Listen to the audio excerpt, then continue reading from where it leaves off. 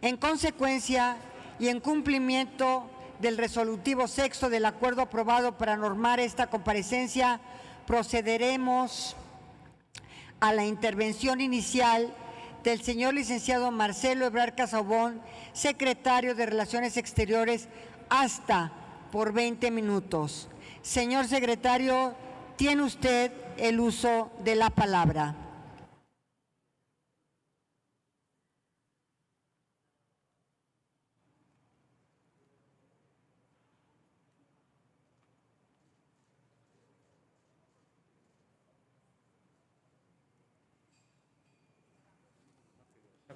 Sí, está bien. Muy buenas tardes. Con su permiso, señora presidenta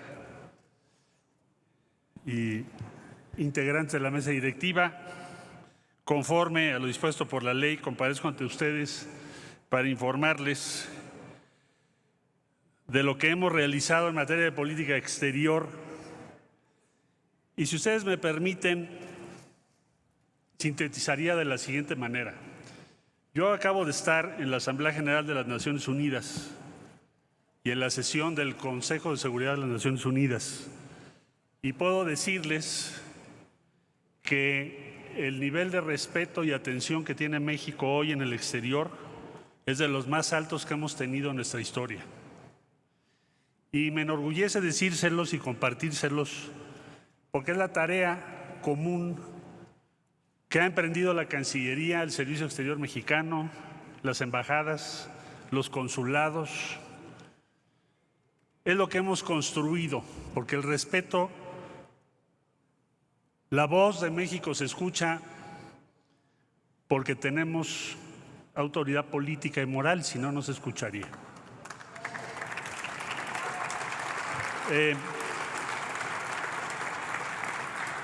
La tarea más importante que se nos ha encomendado en el periodo que les comento el día de hoy tiene que ver con el acceso de México a vacunas, a tratamientos, a equipos, en un mundo en donde nos vimos en una circunstancia difícil de prever, no que fuera del todo sorpresiva, porque hay quien la anticipó hace algunos años, pero difícil de prever en cuanto a que ocurriese con esa intensidad y dificultad.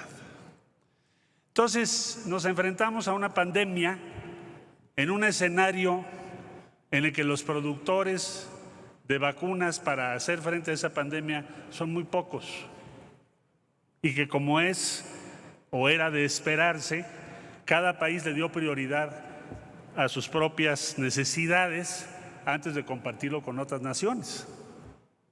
De suerte que la tarea que nos han encomendado tenía que partir de la circunstancia de que las vacunas eran y son escasas, que hay una competencia entre todos los países para acceder a ellas y que necesitábamos utilizar todos los recursos plausibles al alcance de la diplomacia mexicana para resolver esa necesidad específica, que era dotar a México de las suficientes vacunas para hacer frente a la pandemia.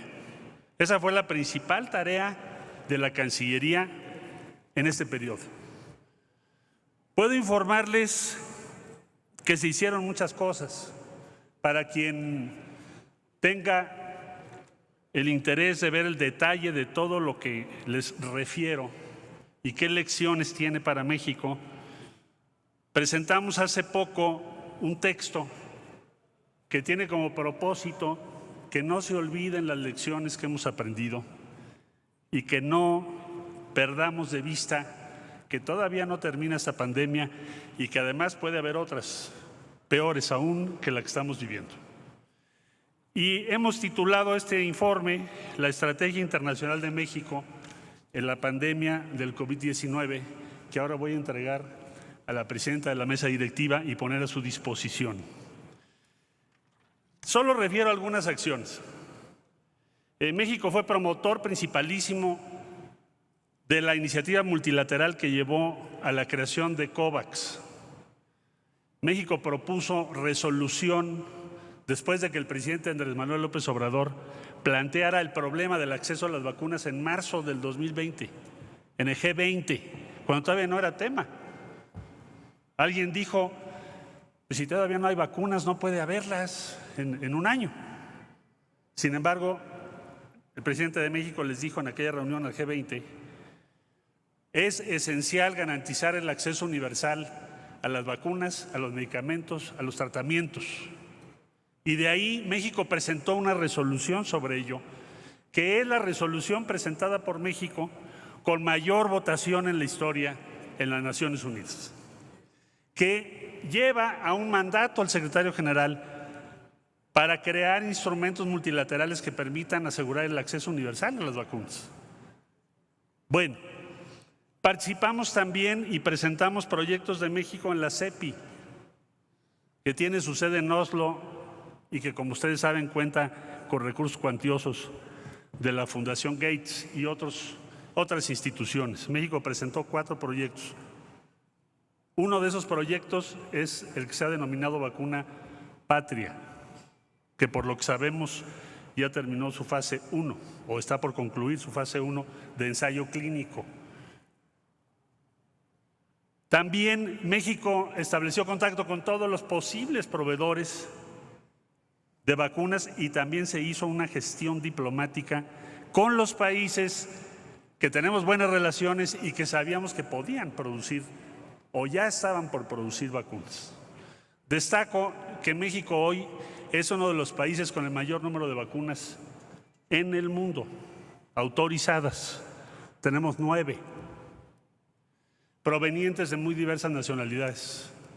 También se hizo un acuerdo con Argentina para producir en México y Argentina la vacuna AstraZeneca. Hoy en día les puedo decir que pronto será más o menos el 30% de las vacunas que tenemos en México, producto de este acuerdo, que implicó un arreglo de transferencia de tecnología. También les puedo comentar que hemos promovido ensayos clínicos en nuestro país. De hecho, ensayos clínicos fase 3 en México se han llevado a cabo merced a estas gestiones. El ensayo clínico de Janssen, que incluye la versión pediátrica para menores de 18 años. Se ha llevado a cabo el ensayo clínico de CureVac de Alemania, el Novavax de los Estados Unidos. Se acaba de autorizar Sanofi de Francia, Valvax, que es una vacuna RM mensajero de origen chino, otra vacuna de la India y otra vacuna de China. En total, todos esos ensayos clínicos que acabo de mencionar están en curso. Gracias a todo esto, México tiene hoy más de 114 millones de dosis ya en nuestro país, lo que se veía muy difícil de lograr cuando empezamos estas gestiones. Debo aquí reconocer el trabajo muy destacado de las subsecretarías, de la Secretaría de Relaciones Exteriores y de todos los equipos en nuestras misiones, representaciones y embajadas que han hecho posible esto. Ha sido una gran labor y puedo decirles que vamos a continuar para garantizar que México tenga el acceso oportuno a las vacunas, porque ahora el tema es las variantes de la vacuna y cómo están evolucionando las variantes de la vacuna. Entonces, esta fue la primera tarea más importante encomendada a la Cancillería. Y estamos muy orgullosos de nuestro servicio exterior y de todas las compañeras y compañeros que han trabajado en esto. Puedo señalarles también que la segunda misión que se nos encargó en este periodo, el reto de estructurar una buena relación con una nueva administración en los Estados Unidos. Hubo todos los diagnósticos y pronósticos posibles sobre que eso no era posible, que no iba a ser así, que iba a haber un desencuentro con la nueva administración. Como también se dijo cuando empezó nuestro gobierno, que iba a haber un desencuentro del presidente López Obrador con el presidente Trump, pues lo mismo se reeditó cuando empezó la administración del presidente Biden. Les informo, tenemos una muy buena relación con la administración del presidente Biden. Al día de hoy no solo ha habido más contactos, vino la vicepresidenta de los Estados Unidos, acabamos de ir a Washington al diálogo económico de alto nivel, que mencionó ayer en su mensaje el presidente Biden. Vino un equipo para hacer una primera reunión respecto a seguridad. Es decir, no solo hay una relación más frecuente de alto nivel, sino que hemos logrado avanzar en visiones comunes sobre problemas que son comunes, o bien sobre el futuro que tenemos que enfrentar en los próximos años. Por ejemplo, el diálogo económico de alto nivel hace mucho no se llevaba a cabo desde el 2016. Y para México es y era muy importante que se llevara a cabo. ¿Por qué? Porque tiene que ver con prioridades que para México cuentan mucho. Ejemplo, relocalización de actividades económicas. Por ejemplo, complementar sectores estratégicos. Menciono dos, que tiene que ver con producción de vacunas. Ustedes se preguntarán, ¿por qué en México no estamos produciendo Pfizer? Tenemos planta de Pfizer en México. ¿Por qué no estamos produciendo Johnson o Janssen? ¿O qué podemos hacer para que la próxima pandemia que enfrentemos no tengamos las limitaciones que ahora vimos? Es decir, asegurar nuestra seguridad, pero también contribuir a la seguridad de Estados Unidos y Canadá. ¿Por qué no trabajar juntos sobre ello? Entonces, esas prioridades son las que pusimos sobre la mesa en el diálogo económico de alto nivel. Consideramos que su resultado fue satisfactorio. Hay 4 grupos de trabajo, nos vamos a reunir cada 3 meses. El año entrante vendrán a México para tener los resultados del diálogo económico de alto nivel este año. Tenemos también pronto el diálogo de alto nivel de seguridad. ¿Qué hemos planteado en materia de seguridad? Bueno, lo que hemos planteado es que México no necesita y no coincide con el enfoque de la iniciativa que se denominó Mérida, que debe ser sustituido ¿a la luz de qué? A la luz de sus resultados. ¿Cuáles son sus resultados? Aumento de consumo de estupefacientes y más violencia. Entonces se ha planteado reorganizar la cooperación en materia de seguridad fundándonos en algo muy sencillo y relevante. ¿Cuál es la prioridad de México? Reducir la violencia.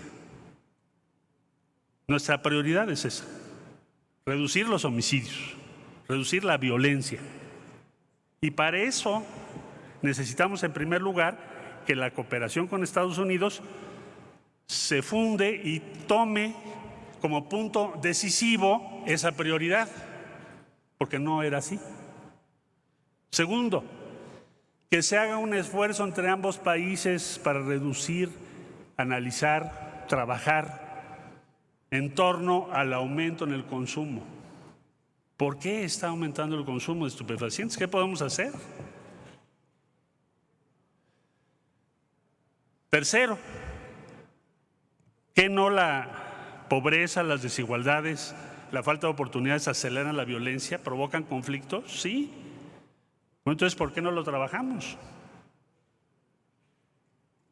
¿Por qué no pensamos en inversiones conjuntas para el sur de México? Se habían ofrecido algunos miles de millones, pero no los hemos visto en su totalidad.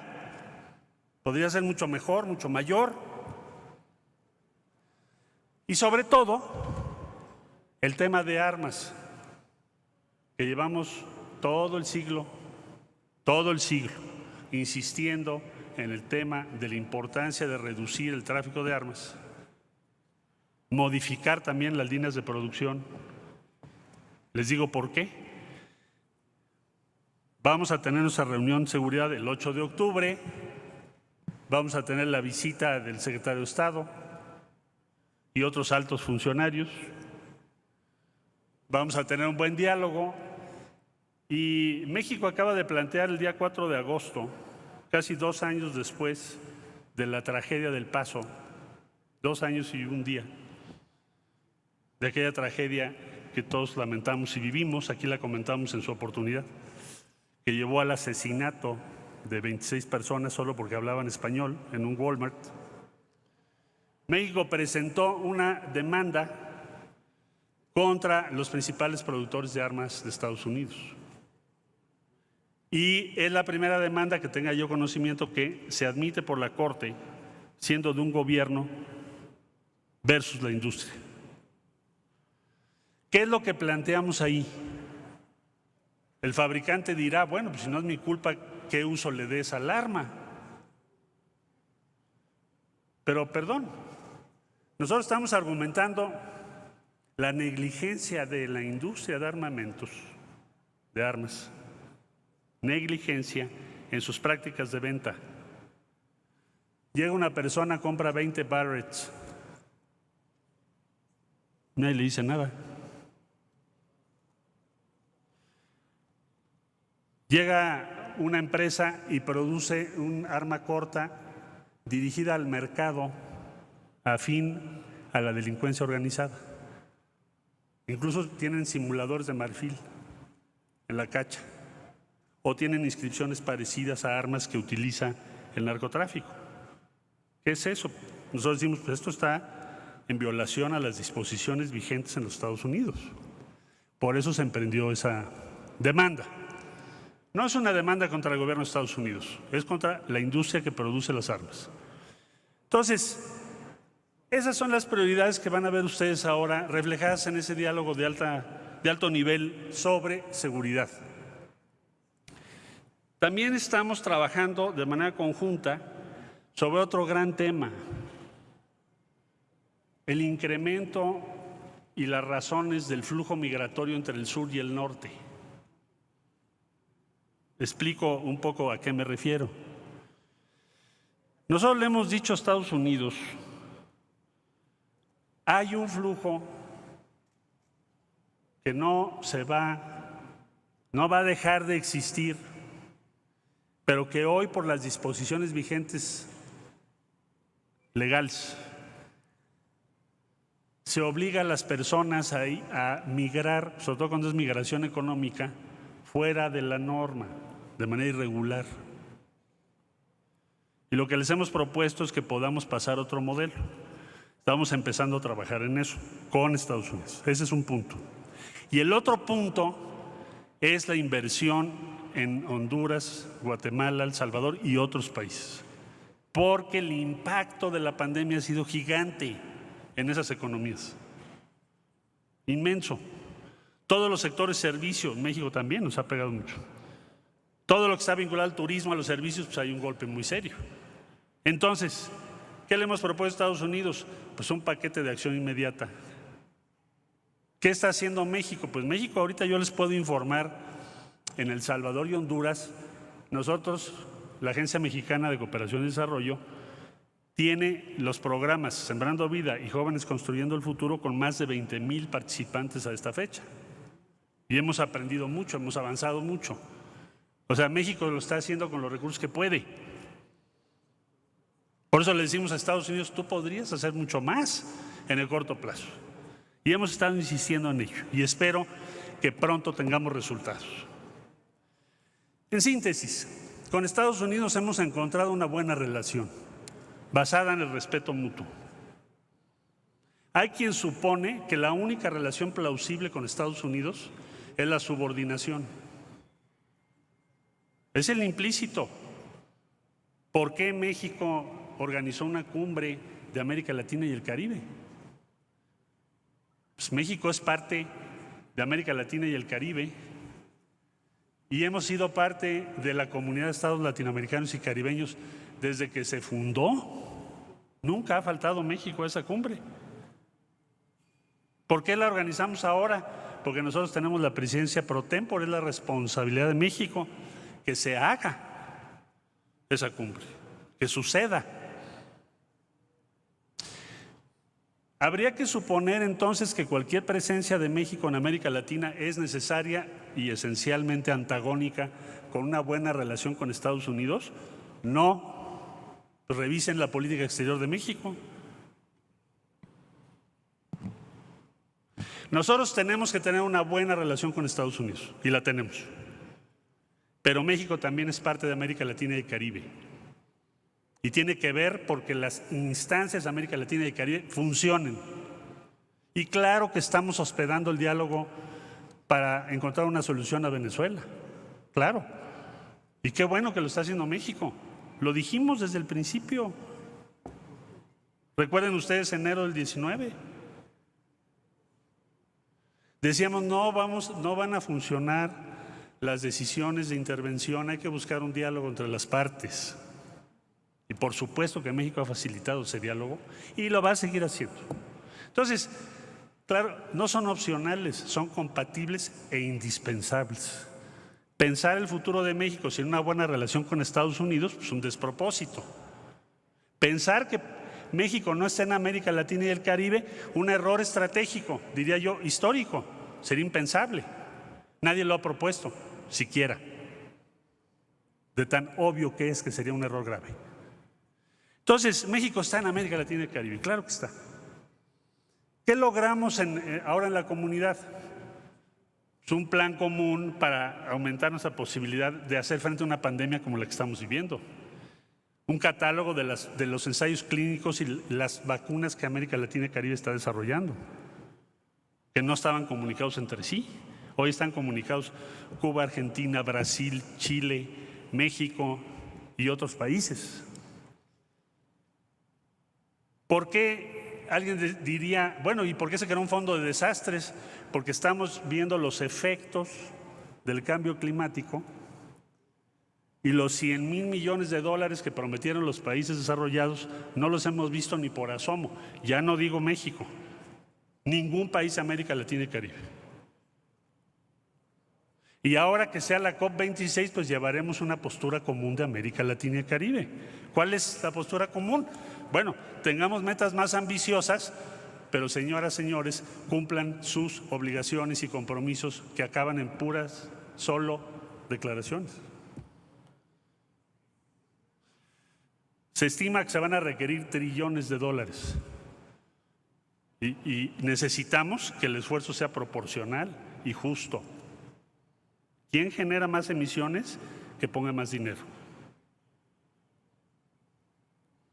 ¿Quién tiene más posibilidades? Que cumpla con los que no las tienen. A eso vamos. América Latina y Caribe va a llevar esa postura. Empecé hablándoles a ustedes de la ONU, previo a informarles en dónde estamos con la ONU y no excederme demasiado del tiempo que generosamente me han otorgado. Les diría que también tenemos muy buena relación con China. China se portó muy bien, como otros países, durante esta pandemia.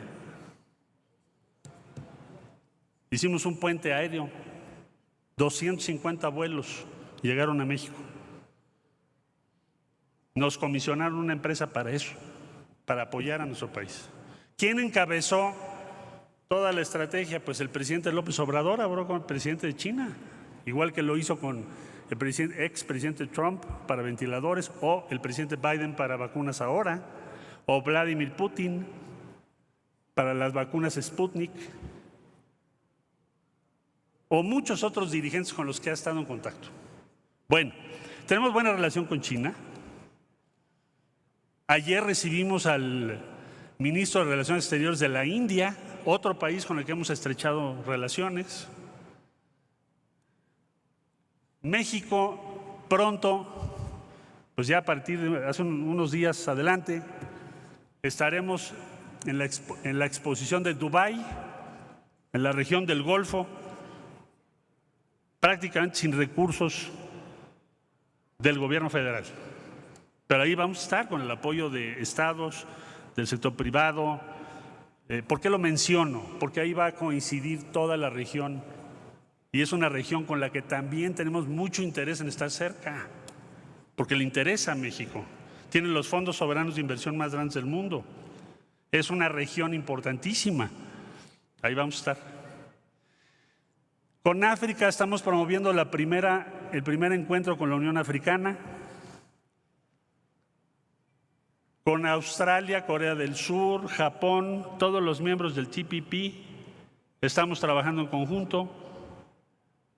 México se encabezará la Alianza del Pacífico a partir de enero.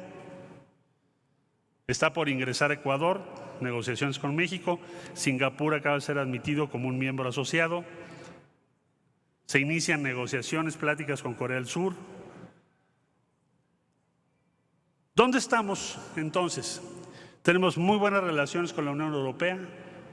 Ahora estuve con los cancilleres de Francia, Alemania en la alianza del multilateralismo, que por cierto les comenté algo que le importa mucho a México y a América Latina, que es que los países adoptemos y reconozcamos las mismas vacunas que está aprobando la Organización Mundial de la Salud, y no que en un país se aprueban unas y en otro país se aprueban otras. Todas las que autoriza la Organización Mundial de la Salud, para poder viajar libremente en el mundo, para no crear otra inequidad. Lo planteamos ahí ahora con la Unión Europea. Y lo haremos con todos los foros que podamos. Lo vamos a hacer ahora en G20 en Roma también. Organización de Naciones Unidas, México preside en mes de noviembre el Consejo de Seguridad. México está proponiendo 3 grandes temas. Primer tema, pobreza y desigualdad como promotor de los conflictos. Porque ya no se habla de la pobreza ahí. Sí en la Asamblea, pero no en el Consejo de Seguridad. México quiere posicionar eso por los países que están ahí en el Consejo de Seguridad. Otro tema que se va a posicionar en noviembre, las armas, porque los principales productores de armas están en la mesa. Y cada vez que hay una reunión del Consejo de Seguridad se empieza diciendo nuestro objetivo es la paz, pero los principales productores de armas están en la mesa. Lo vamos a decir con urbanidad, pero se los vamos a decir. Y la coordinación de agencias, instituciones de la ONU, porque da la impresión de que muchas decisiones que se toman tienen escasos resultados o a veces hay confusión entre tantas instancias. Lo vamos a plantear también en la ONU. ¿Interesa lo que dice México? Mucho. Que muchos países nos ven como un punto de referencia, lo tienen ustedes en la resolución aprobada respecto a vacunas. Como ya dije, la más aprobada o votada de todas las resoluciones que México ha planteado en toda su historia. Entonces, ¿dónde estamos? Pienso que con toda objetividad, para concluir, estamos en un buen momento de la política exterior de México y de reconocimiento al gobierno de la República que encabeza el presidente López Obrador. Un buen momento, un momento en donde la voz de México cuenta y hay respeto a la voz de nuestro país. Por su atención, muchas gracias.